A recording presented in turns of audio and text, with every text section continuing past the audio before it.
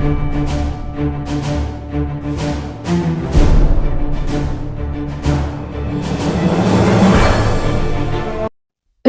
ದೇಶದ ಬೆನ್ನೆಲುಬು.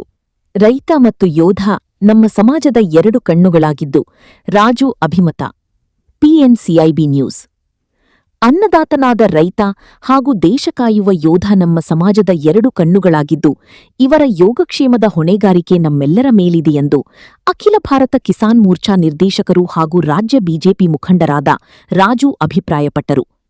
ಅವರು ಮಂಡ್ಯ ಜಿಲ್ಲೆಯ ಕೃಷ್ಣರಾಜಪೇಟೆ ತಾಲೂಕಿನ ಬೊಮ್ಮೇನಹಳ್ಳಿ ಸಮೀಪದ ಮುತ್ತುರಾಯಸ್ವಾಮಿ ಕ್ಷೇತ್ರದಲ್ಲಿ ಪ್ರಗತಿಪರ ಕೃಷಿಕರಾದ ಹೊಸ ಸಾಯಪನಹಳ್ಳಿ ನಾಗರಾಜು ದಂಪತಿಗಳ ವಿವಾಹ ವಾರ್ಷಿಕೋತ್ಸವದ 25ನೇ ವರ್ಷದ ಬೆಳ್ಳಿ ಹಬ್ಬ ಸಮಾರಂಭದಲ್ಲಿ ಭಾಗವಹಿಸಿ ರೈತರನ್ನು ಉದ್ದೇಶಿಸಿ ಮಾತನಾಡಿದರು. ರೈತನು ಬೆಳೆದ ಬೆಳೆಗಳಿಗೆ ವೈಜ್ಞಾನಿಕ ಬೆಲೆ ಸಿಗದ ಕಾರಣ ರೈತರ ಬದುಕು ಸಂಕಷ್ಟದಲ್ಲಿದೆ. ಕಬ್ಬಿಗೆ ಎಫ್ಆರ್ಪಿ ದರ ನಿಗದಿಯಾಗಿದ್ದರೂ ಕಬ್ಬು ಬೆಳೆಗಾರರ ಬದುಕು ಇನ್ನೂ ಸುಧಾರಿಸಿಲ್ಲ ಎಂದು ಅವರು ತಿಳಿಸಿದರು. ರೈತರು ಕೃಷಿಯನ್ನು ಲಾಭದಾಯಕ ಉದ್ಯಮವನ್ನಾಗಿ ರೂಪಿಸಿಕೊಳ್ಳಬೇಕು. ಭತ್ತ ಮತ್ತು ಜೋಳದ ಜೊತೆಗೆ ವಾಣಿಜ್ಯ ಬೆಳೆಗಳತ್ತ ಗಮನ ಹರಿಸಬೇಕು. ವಿಶೇಷವಾಗಿ ಎಣ್ಣೆಕಾಳು ಬೆಳೆಗಳು, ತೆಂಗು ಹಾಗೂ ಅಡಿಕೆ ಬೆಳೆಗಳಿಂದ ಉತ್ತಮ ಲಾಭ ಗಳಿಸಲು ಸಾಧ್ಯವಿದೆ ಎಂದು ಹೇಳಿದರು. ಇನ್ನು ರೈತರು ಮಿಶ್ರ ಬೇಸಾಯ ಪದ್ಧತಿ ಅನುಸರಿಸಿ ರಾಸಾಯನಿಕ ಗೊಬ್ಬರ ಹಾಗೂ ಕ್ರಿಮಿನಾಶಕಗಳ ಬಳಕೆಯನ್ನು ಕಡಿಮೆ ಮಾಡಿ ಸಾವಯವ ಕೃಷಿಯತ್ತ ಮುಖ ಮಾಡಿದರೆ ಹೆಚ್ಚಿನ ಆದಾಯ ಗಳಿಸಿ ಬದುಕನ್ನು ಸುಧಾರಿಸಿಕೊಳ್ಳಬಹುದು ಎಂದು ರಾಜು ಕರೆ ನೀಡಿದರು. ಈ ಸಂದರ್ಭದಲ್ಲಿ ವಿವಾಹ ವಾರ್ಷಿಕೋತ್ಸವದ ಬೆಳ್ಳಿ ಹಬ್ಬ ಆಚರಿಸಿಕೊಂಡ ಪ್ರಗತಿಪರ ಕೃಷಿಕ ದಂಪತಿಗಳಾದ ನಾಗರಾಜು ಮತ್ತು ಕವಿತಾ ಅವರನ್ನು ಸನ್ಮಾನಿಸಿ ಗೌರವಿಸಲಾಯಿತು. ಕಾರ್ಯಕ್ರಮದಲ್ಲಿ ರಾಜ್ಯದ ಮಾಜಿ ಸಚಿವ ಸಿಎಸ್ ಪುಟ್ಟರಾಜು, ಜೀಪನ್ ಮಾಜಿ ಸದಸ್ಯ ಅಶೋಕ್, ಎಸ್ಟಿಜಿ ಸಮೂಹ ಶಿಕ್ಷಣ ಸಂಸ್ಥೆಗಳ ಅಧ್ಯಕ್ಷ ಶಿವರಾಜು, ಪಿಎಲ್ಡಿ ಬ್ಯಾಂಕ್ ಅಧ್ಯಕ್ಷ ಹೆರಗನಹಳ್ಳಿ ಪುಟ್ಟಸ್ವಾಮಿ, ಉಪಾಧ್ಯಕ್ಷ ರಾಮೇಗೌಡ, ನಿರ್ದೇಶಕರಾದ ಅಣ್ಣೇಚಾಕನಹಳ್ಳಿ ನಾಗರಾಜು ಸೇರಿದಂತೆ 500ಕ್ಕೂ ಹೆಚ್ಚು ಸಾವಯವ ಕೃಷಿಕರು ಭಾಗವಹಿಸಿದ್ದರು. ವರದಿ ಡಾಕ್ಟರ್ ಕೆಆರ್ ನೀಲಕಂಠ, ಕೃಷ್ಣರಾಜಪೇಟೆ, ಮಂಡ್ಯ.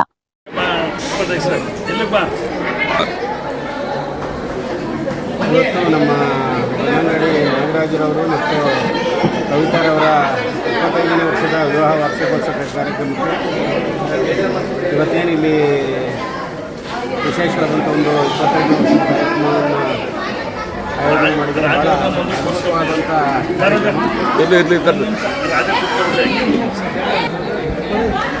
ಇವತ್ತು ಬನ್ನಂಗಾಡಿ ನಾಗರಾಜರವರು ಮತ್ತು ಅವರ ದಂಪತಿ ಶ್ರೀಮತಿ ಕವಿತಾರವರ 25ನೇ ವರ್ಷದ ವಿವಾಹ ಕಾರ್ಯಕ್ರಮಕ್ಕೆ ಶುಭಾಶಯ ಕೊಡಬೇಕು, ಒಂದು ಕಾರ್ಯಕ್ರಮಕ್ಕೆ ಭಾಗಿಯಾಗಬೇಕು ಅಂತೇಳಿ ಕೇಳಿಕೊಂಡಾಗ ನಾವು ಎಷ್ಟೇ ಕೆಲಸದಲ್ಲಿ ಬ್ಯುಸಿ ಇದ್ದರೂ ಸಹ ನಾವು ಇಲ್ಲಿ ಬರಲೇಬೇಕು ಅಂತ ನಿರ್ಣಯ ಮಾಡಿಕೊಂಡು ಬಂದು ಭಾಳ ಖುಷಿ ಆಗ್ತಿದೆ. ಅದು ಅಲ್ಲದೆ ಶ್ರೀ ಮುತ್ತುರಾಯಸ್ವಾಮಿ ಸನ್ನಿಧಿನಲ್ಲಿ ಇವರು ವಿವಾಹ ವಾರ್ಷಿಕೋತ್ಸವವನ್ನು ಆಚರಣೆ ಮಾಡ್ಕೊಳ್ತಾರೆ ಅಂತ ಮತ್ತಷ್ಟು ಖುಷಿ.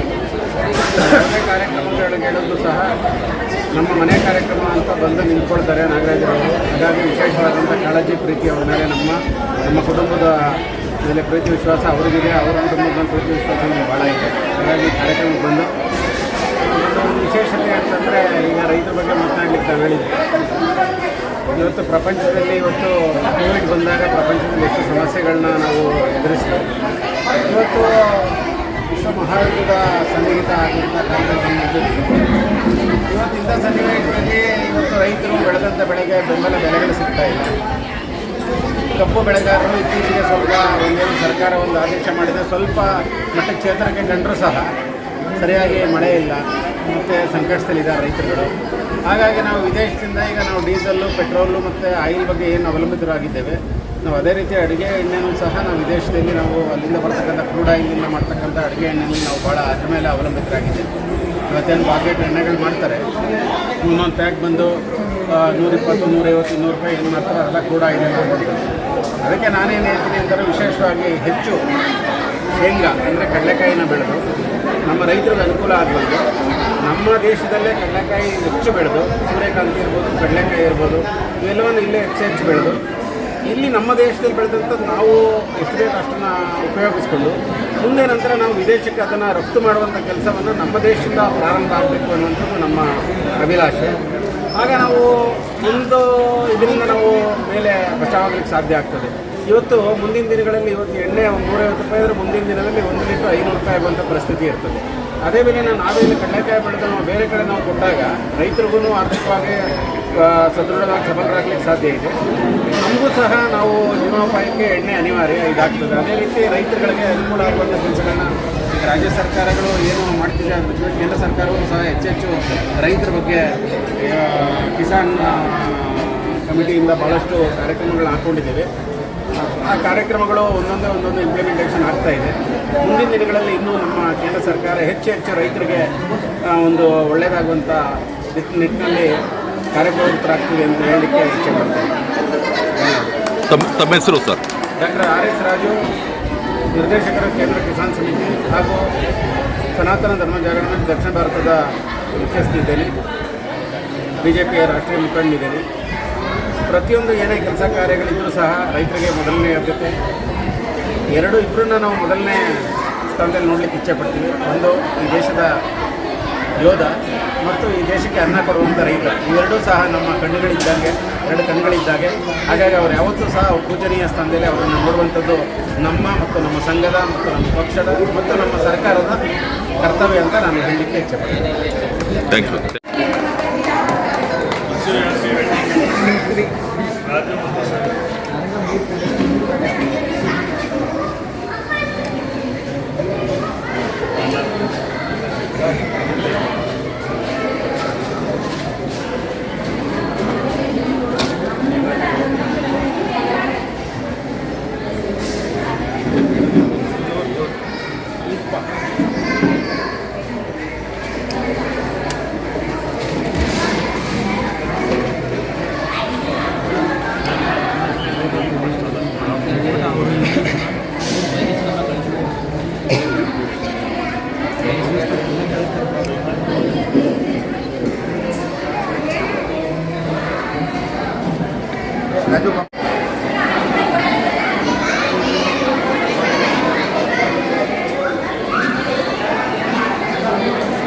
ಬೈಲಿದೆ ಆರೇನು ಅದು ಸಾಲೆಲ್ಲ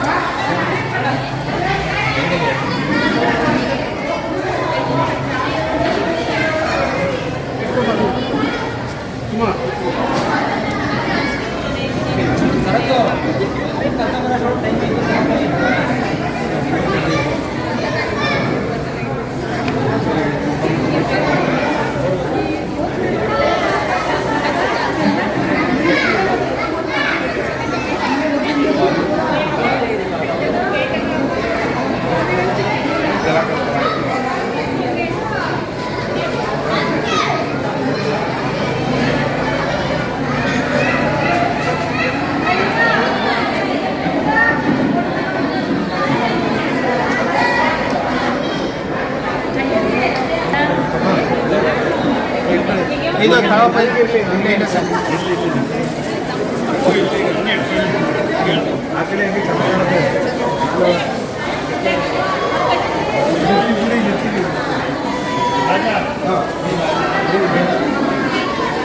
ವರ್ಷದ ವಾರ್ಷಿಕೋತ್ಸವಕ್ಕೆ ಸವಿತಾ ಮತ್ತು ರಾಜು ಅವರ ವಾರ್ಷಿಕೋತ್ಸವಕ್ಕೆ ನಮ್ಮ ಸ್ಟೇಟು ಹಾಗೂ ಇಂಟರ್ನ್ಯಾಷನಲ್ BJP ಮುಖಂಡರಾದಂಥ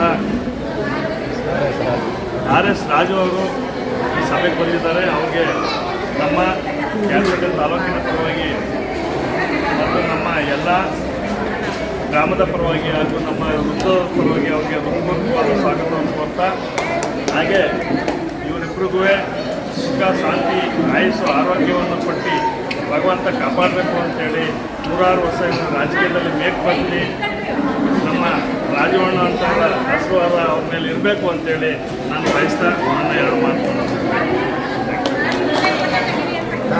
15 ವರ್ಷಗಳ ಕಾಲ ದಾಂಪತ್ಯ ಜೀವನ ಇನ್ನೂ 3 ಕಾಲ ನಮ್ಮ ಮಕ್ಕಳಿಗೆ ಆದರ್ಶಪ್ರಾಯರಾಗಬೇಕಂತ ನಾನು ಕೇಳ್ಕೊಡ್ತಾ, ನಿಮ್ಮಗಳ ಆಶೀರ್ವಾದ ಮಕ್ಕಳ ಮೇಲಿರಲಿ, ನಮ್ಮ ಸ್ನೇಹ ಇದೇ ಶಾಶ್ವತವಾಗಿರಲಿ ಅಂತ ನಾನು ಕೇಳ್ಕೊಡ್ತಾ ಇದ್ದೀನಿ. ನಮ್ಮ ಕುಟುಂಬ ಎಲ್ಲರೂ ಚೆನ್ನಾಗಿರಬೇಕು ನಾನು ಬಯಸ್ತೀನಿ. ಯಾವ್ದಪ್ಪ ಪುಸ್ತಕ ಎಲ್ಲ ನಿಜ ಮಾಡಿ ಅಲ್ಲೇ ಬನ್ನಿ ನಾಗಣ್ಣ, ಅಲ್ಲಿ ಬನ್ನಿ, ಆ ಕಡೆ ಬನ್ನಿ. ಅವ್ರಿಗೆ ಸಾಲ ಹಾಕ್ಬಿಟ್ಟು ಅಲ್ಲ ನೀನು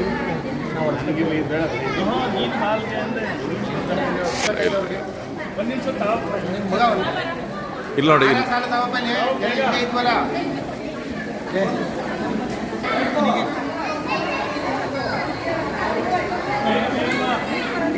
ಇಲ್ಲಿ ನೋಡಿ ನಾಗಣ್ಣ.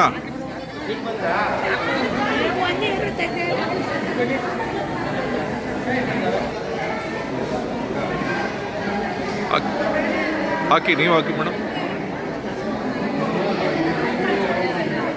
ಆಮೇಲೆ ತಗೊಂಡ್ಬಂದ್ರೆ ಇವ್ರಿಗೆ